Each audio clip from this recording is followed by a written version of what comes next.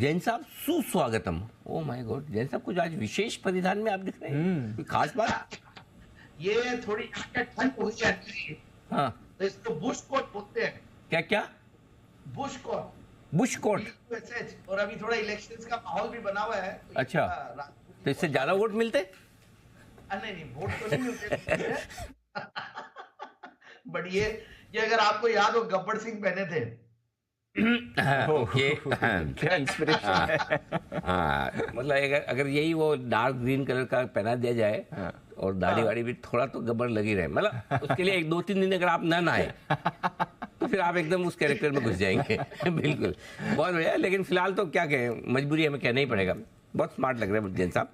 Good morning, स्वागत है, बताएं आज का जेम स्टॉक। जी यस सर, आज का जेम स्टॉक है एक बहुत पुरानी company, age old group, in fact India का पहला इंडस्ट्रियलाइजेशन इंडिया में लाने वाला ग्रुप, किर्लोस्कर इंडस्ट्रीज लिमिटेड, एक होल्डिंग कंपनी। और पिछले कुछ दिनों से देखिए होल्डिंग कंपनीज में गजब का माहौल बना हुआ है।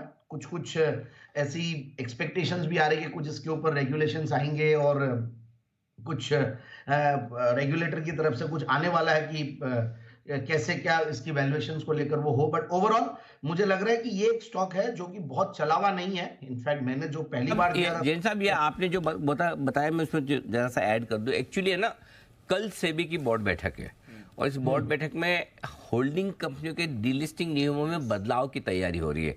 और इस बदलाव के चलते जो माइनॉरिटी शेयर होल्डर्स हैं, जो होल्डिंग कंपनियों के शेयर लेकर रखते हैं, आपको तो पता ही है, आप तो इतनी रिसर्च करते हैं, 40 से लेकर 80% तक डिस्काउंट पे होल्डिंग कंपनियों के शेयर ट्रेड करते हैं, राइट? क्योंकि पता है कि है शेयर, लेकिन पता नहीं ये कब इनकी वैल्यू आएगी नहीं आएगी, डीलिस्टिंग होगी नहीं होगी। तो उसको लेकर सेबी नियम निवेशकों के फेवर में बदलने वाली है।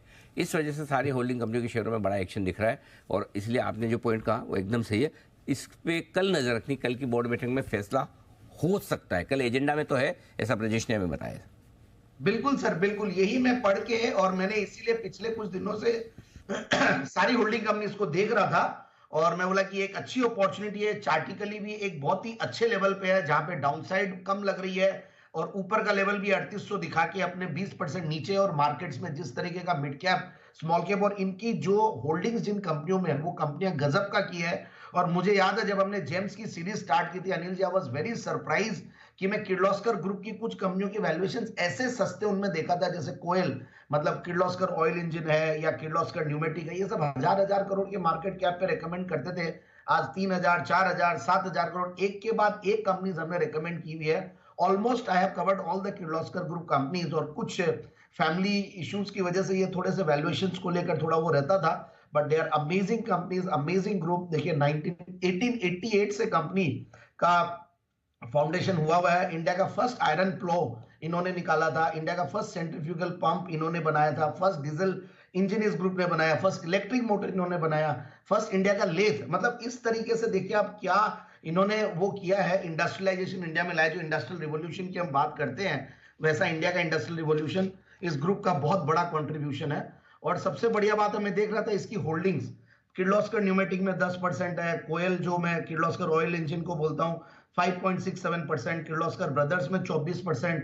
ये सब मिला के बहुत बढ़िया वैल्यूएशन आती है। 3200 करोड़ की लेवल पे कंपनी है। Price to book value multiple 0.79 है। और कंपनी की देखिए जो मेजर रेवेन्यू आती है, वो 98% रेवेन्यूज इनकी एक सब्सिडियरी है किर्लोस्कर फेरस, वहां से आती है। एंड काफी सारी प्रॉपर्टीज है, इन्होंने काफी सारे इन्वेस्टमेंट्स भी कर रखे हैं। और मैंने अभी जो बताया कि ये सारे अलग अलग ग्रुप में ये जो होल्डिंग्स है, और काफी वैल्यू दिखता है मुझे, और सस्ते लेवल्स पे भी है, अच्छे लेवल्स पे है। और पिछला क्वार्टर भी बढ़िया गया, वहां पे भी ऑपरेटिंग प्रॉफिट मार्जिन अच्छे आए हैं इनके, 12% से 17%। एंड ओवरऑल टीटीएम बेसिस पे भी प्रॉफिट्स बहुत बढ़िया, 460 करोड़ का मार्च के 2023 में इनफैक्ट इनका प्रॉफिट्स था। 3200 करोड़ की कंपनी है, तो आप देख लीजिए। और प्लस FIS DIS भी करीब 2.5-3% के लगभग होल्ड करते हैं। और पब्लिक शेयर होल्डिंग में भी बहुत सारे रिनाउंड नेम्स है जो कि होल्ड कर रहे हैं। तो मेरे को लगता है कि ये स्टॉक को इन लेवल्स पे लेना चाहिए।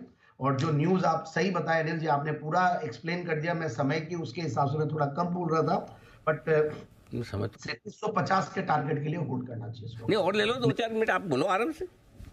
अब तो 4 मिनट बोलते। नहीं, पीछे किसी का कॉल ही नहीं है, कोई बिगुल ही नहीं है, आराम से, we are also free. Take your time. बस मेरे हिसाब से किर्लोस्कर की जो ब्रांड इक्विटी है और जो होल्डिंग कंपनी का ये है जो आने वाला है, और प्लस जो सारी कंपनीज में इनकी holding India amazing, so I think बिल्कुल लेना चाहिए। डाउनसाइड रिस्क मुझे कम लग रही है, 3,3200 के लगभग सपोर्ट ले लेगा स्टॉक। के किर्लोस्कर इंडस्ट्रीज ये है जैन साहब की पसंद का शेयर 3650 के टारगेट